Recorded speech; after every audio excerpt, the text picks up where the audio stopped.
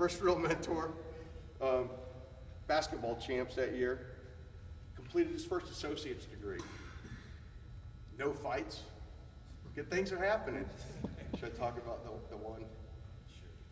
He did get a little, he got hooked up a little bit for talking by someone in the chain of command, but that's nothing, that's superficial, right? But all was good.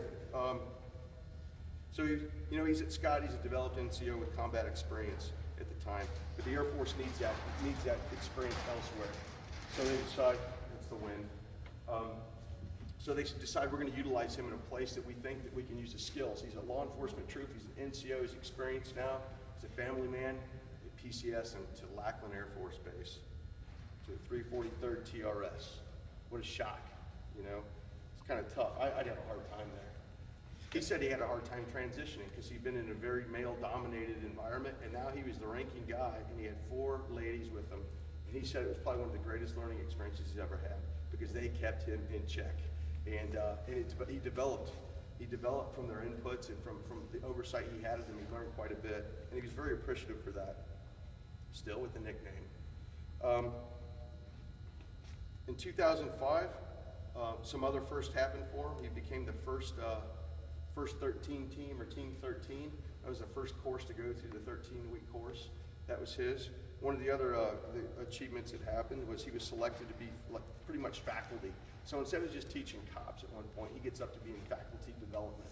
So in faculty development, it was very rewarding because he could reach out and he had an impact on every AFSC at Lackland as they train and go out into the Air Force. They don't just give that to everybody.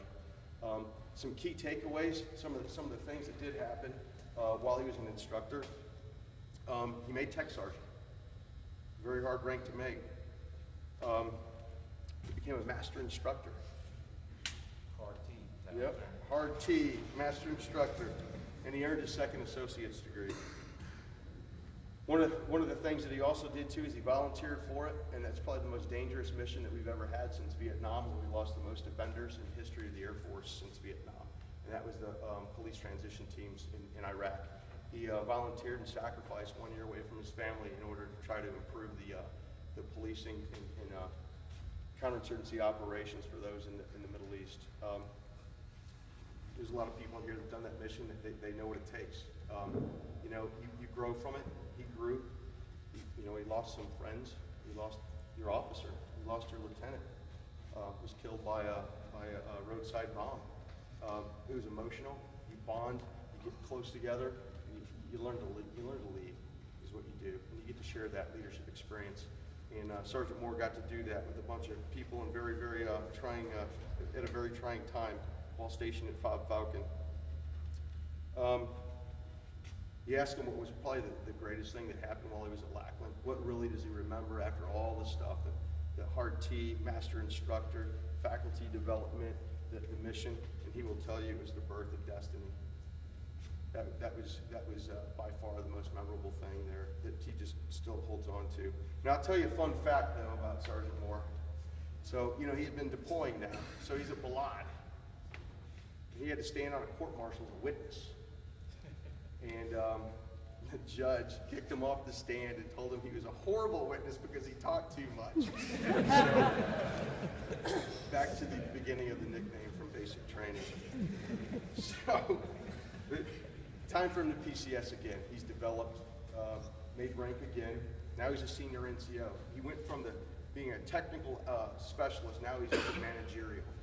He's accomplished all that, he's done what's needed, and he's led. So last day in 2010, the 29th of December, at the time he's en route. And he's en route to Langley Air Force Base, of all places. He goes to the East Coast. He remembers a couple things he remembers about that was Destiny, I think it was the first time she had seen snow. So that was pretty memorable. He remembers how excited she was. And he remembers becoming an AFI expert. At the time, the squadron commander was Lieutenant Colonel Scott Foley, and he had this concept of access, control, and defense, which required a lot of reading. And the job that Sergeant Moore had at the time required him to read a lot, more than any of those associate's degrees piled together could ever be. But he learned quite a bit about the job, and it developed him some more. You know, while he was here also, you know, he realized JBLE is a different place. Now for the family, this is headquarters of Air Combat Command. Chief is the largest MAGCOM in the United States Air Force, correct? Air Combat Command, Major Command, it's the largest one. As a cop, we are the sentries for Air Combat Command. We also have, presently, 5 wings here. We have a lot of tenants, a lot of rank. You can swing a dead cat and hit a colonel or a 1-star general, just put it to you that way. And what he realized while he was here is that there are a lot of special requests and circumstances that most bases don't have to deal with. For example, trying to find the one orange cone on the base that some general didn't like or some colonel didn't like seeing. And he remembers that experience. Note to self, this is a different place. The other one was, I think he was instructed or made aware of the importance of getting the flag up exactly on the minute when it's required to be up and not a minute late. Those are things that, you know, typically you don't see, but ACC is always setting the standard for you know, the exception, excellence at all times, and that's what he honed while he was here. He was a flight sergeant. He was pushing the flight, defending the airbase. He worked in the VCC, working access controls. As things started changing, and access requirements with higher force protections became much more different and complex. He worked plans and programs, and he worked in training, making sure all the defenders are ready, home station and abroad. And then we got to here, man. Yes, sir. We're right here. You know, one of the things that he did while I was here, though, too, I talked about the PIT mission in Iraq, but he also went to Afghanistan. And he put himself in harm's way once again, and had the privilege and you could say burden, but I think it's a privilege. It's a privilege and honor of leading troops in combat.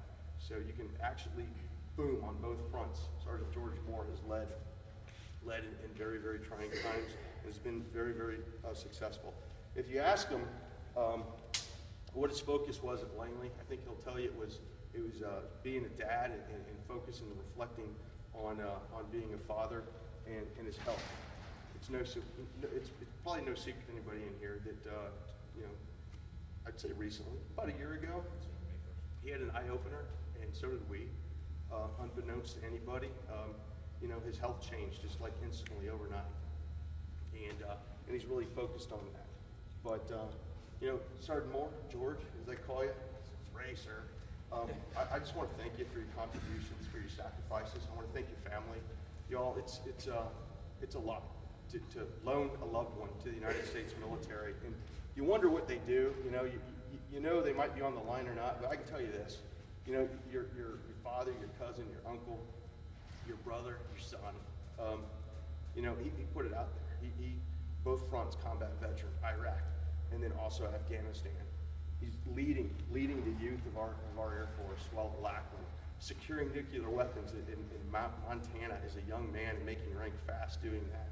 And then ending his tour in the service at headquarters Air Combat Command here at Langley Air Force Base, the oldest Air Force base, active Air Force base in the United States Air Force. So I thank you very much for your service. I thank you very much for sharing him with us. I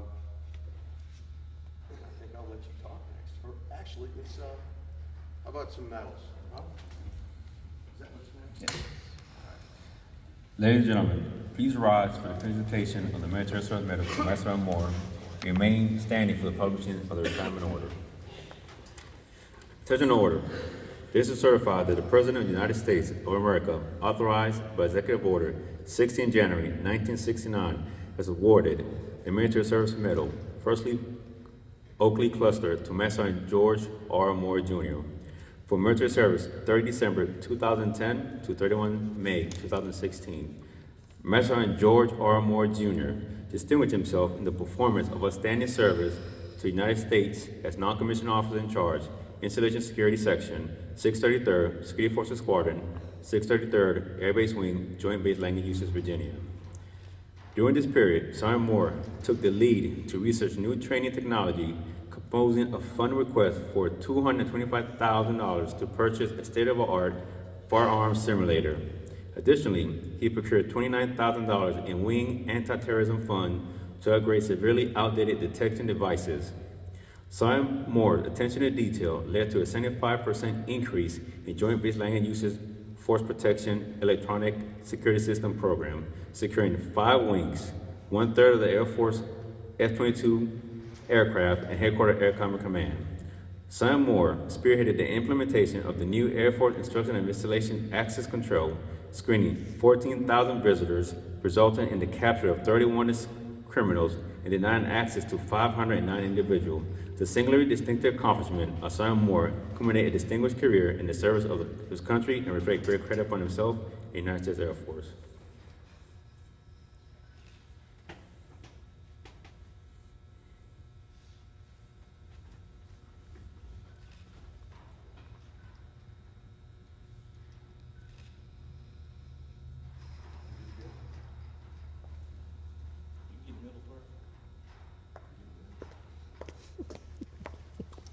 Call you out.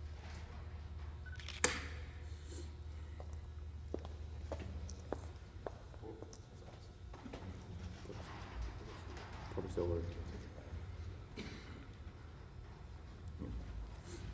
Attention order. Board of the Secretary of the Air Force, official order number AC 007865, dated 22 July 2015, Master Sergeant George R. Moore Jr., effective 31 May 2016, to relieve from active duty from 633rd Security Forces Squadron, 633rd Mission Support Group, 633rd Air Base Wing, Joint Base Land Usage, Virginia. Retirement effective 1 June 2016 for AFI 363203 in the grade of Master Sergeant. After 22 years, 5 months, and 16 days of faithful and honorable service to our country.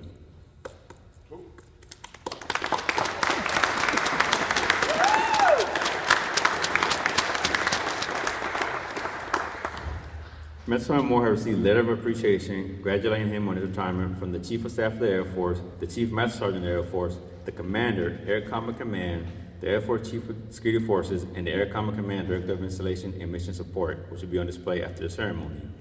Lieutenant Colonel Minor will now present a certificate of appreciation to Master Sergeant Moore from the President of the United States, which reads, Master Sergeant George Moore, I extend to you my personal thanks and the sincere appreciation of a grateful nation for your contribution of honorable service to our country. You have helped maintain the security of the nation during a critical time in its history, with a devotion to duty and a spirit of sacrifice in keeping with the proud traditions of military service. Your commitment and dedication have been an inspiration for those who will follow in your footsteps, and for all Americans who join me today in saluting you for a job extremely well done. My best wishes to you for happiness and success in the future. Signed, Barack H. Obama, Commander-in-Chief.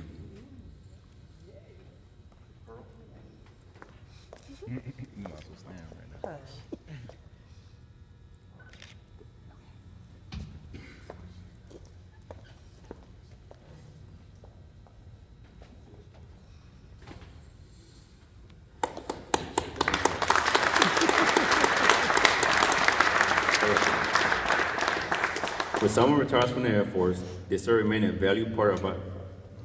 Ladies and gentlemen, please sit down.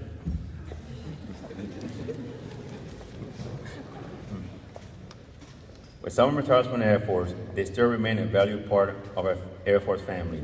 As an outward sign of the years of hard work, dedication, sacrifice, and devotion to duty, Master Sergeant Moore has constantly displayed throughout 22 years of service. We present the retired Air Force pin. May you wear it with pride to remind you not only of all you accomplished, but to remind you that you are forever an airman, forever a patriot, and always part of the United States Air Force family. That's the majority up here. Please place the pin on your father's left lapel.